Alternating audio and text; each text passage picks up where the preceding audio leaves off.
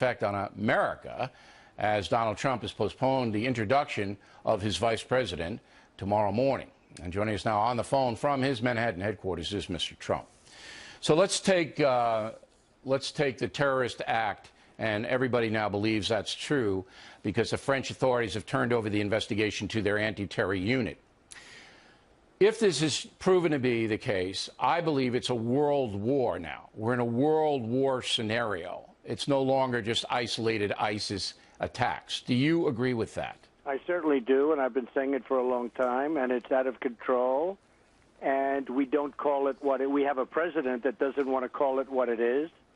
And, you know, you look at World Trade Center, you look at San Bernardino, you look at Paris, 130 people killed and so many injured in Paris from that attack, and you look at Orlando, it's out of control. And, Bill, unless we get strong and you know, really strong and very, very smart leadership, it's only going to get worse. Okay, but let's do tactics tonight, because you could be president in 5 months and then another 2 to be sworn in. If it's a world war, then you have to mobilize NATO. You have to get all the NATO countries to say, we are going to commit forces, both ground and air, to wipe ISIS off the face of the earth. Right. Do you not? Do you know? I would say that would be just fine, and I've been saying it. We should use NATO for a purpose. I mean, we're spending a fortune on NATO. We have countries in NATO that don't make a fair contribution. We're supporting NATO, and we should at least get something out of it. And getting rid of ISIS and getting rid of this cancer that we're watching all over the world, that certainly would be a good thing. All right. A good thing for NATO to be involved in. Would you go to Congress and ask for a declaration of war? I would. I would. This is war. If you look at it, this is war coming from all different parts. And frankly, it's war, and we're dealing with people without uniforms. You know, in the old days, would have uniforms. You knew what you were fighting. These people were allowing people into our country who we have no idea where they are, where they're from, who they are. They have no paperwork. They have no documentation in many cases. And Hillary Clinton wants to allow 550% more in than even Obama. And he's letting them in by the thousands. Okay. It's out of control. We may have Secretary Clinton later on in the broadcast. We're efforting to get her on as well. There have been, or there will be by the end of the summer, 10,000 Syrian refugees, 20% women, 60% children, 20% men. So 10,000 have been earmarked. They'll be here by the end of the summer. Do you consider those people threats? Do you consider them security threats? Of course I do. We have no idea. We have no idea in many cases, and I've been studying the situation so closely. Law enforcement says that you really can't tell where they come from. They may be ISIS. This could be the great Trojan horse of all time. I mean, this could be. All right. So you consider the 10,000 refugees to be threats. Now, the president just made a statement. I'm going to read you just the first line of it, and you can react to it. On behalf of the American people, I condemn in the strongest terms what appears to be a horrific terrorist attack in Nice, France, which killed and wounded dozens of innocent civilians. Our thoughts and prayers are with the families and loved ones of those killed. Now, again, he said terrorist attack. We don't know if it's ISIS, but the odds, the heavy odds are, the 100 to 1 odds are that it is ISIS that would carry out something like this on a so-called soft target, because Paris is a war zone now. I mean, the security is so tight there. You, I know, have been on the record as blaming Barack Obama as being far too soft on fighting Islamic terrorism. Do you think this is going to change the equation tonight? You never know with him. I mean, why he refuses to use the term radical Islamic terror. And frankly, in this case, wait a little while and let's see what happens. Who knows? Maybe you'll be surprised, and maybe we'll all be surprised. Certainly possible. Certainly possible, but not probable. It's possible, but let's just wait. It won't take long to find out. No, they know now. And as I just reported, the French police would not have handed it over to the anti-terror forces inside France if they didn't suspect terrorism. Now, this is directly... Wait. We have a president that doesn't want to acknowledge what our problem is. He doesn't want to use the term radical Islamic terror. We have a person running against me, Hillary Clinton, that frankly, if I didn't force her to use it, and she still hasn't used the term, but she said she would if she had to. Okay. But she's another one. She is very weak, and she's actually the one, and him, that really caused much of this problem. By the failure to keep troops in Iraq, and then that raised up ISIS. They were able to organize because we didn't have American forces there. Okay, now, this directly affected you. NBC News reported that you chose Governor Mike Pence as your vice president, that he got on a plane in Indianapolis and flew to Teterboro, New Jersey. Is that accurate?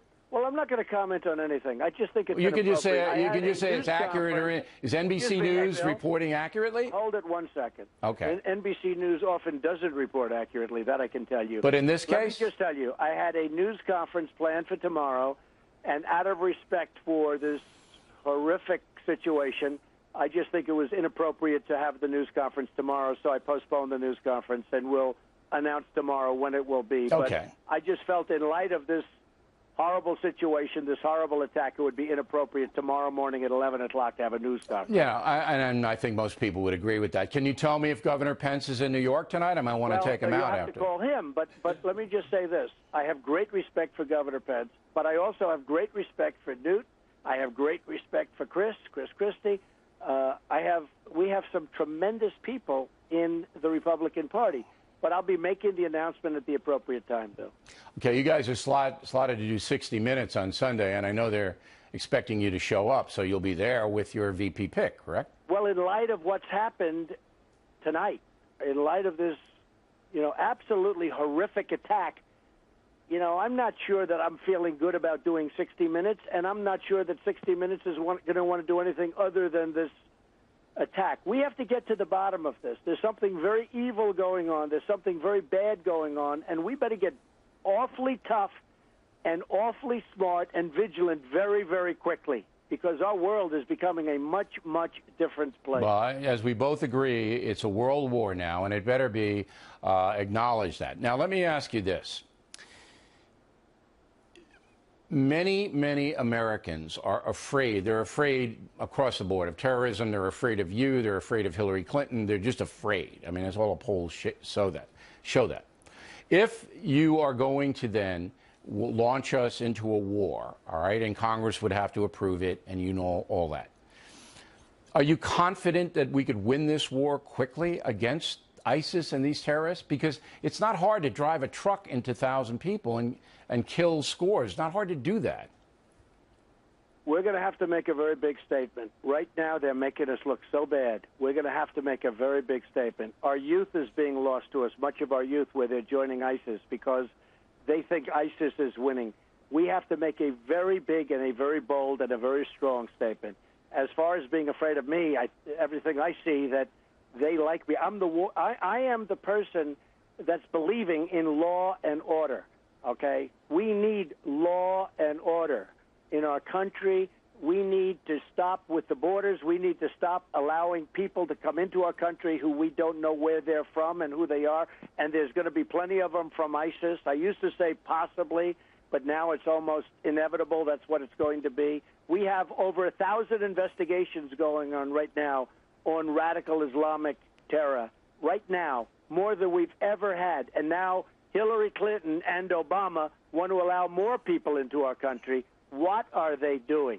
Are you, if you're going to run as the law and order candidate, as you say you are you going to replace Loretta Lynch as Attorney General and James Comey as the head of the FBI? Are you going to do that? Well, I don't want to comment on that. But, of course, I was very disappointed when I saw what happened when you go over point after point. She was proven to be a liar. She got rid of 33,000 emails. She did so many things that were so dishonest.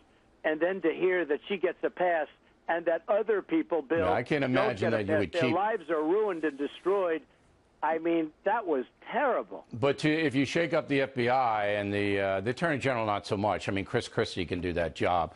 But if you shake up the FBI, that would be, you know. Well, just so you understand, I'm a big fan of the FBI, but I was very surprised at what took place last week. All right, and that was Director Comey's call. You know that some people in the FBI wanted her to be indicted, and I believe that to be true. Now, is it possible, and I hate to ask questions like this, but I must because everybody's locked in on the campaign and what's going to happen.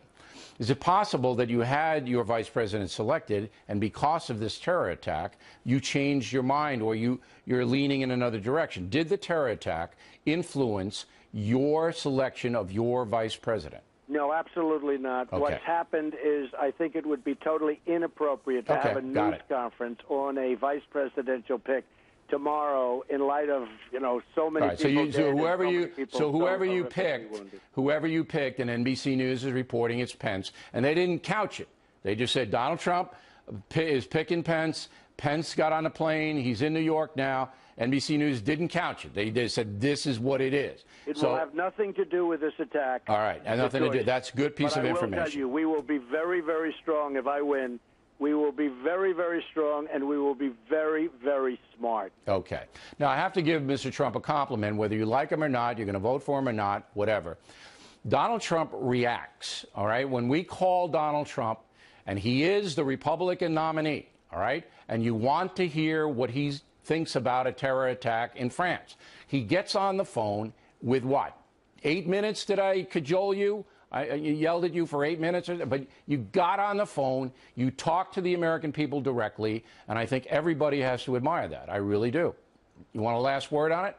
Well, I appreciate your statement, but to me it's routine, it's automatic. We had a horrific attack. Many people, I mean, they have no idea how many people. I just saw scenes on television, Bill, that may be the worst scenes I've ever seen. The bodies laying in the street. Yeah. I think they're not going to show it so much. We have to get smart. We have to get this stopped. We're living in a different world. This is no good.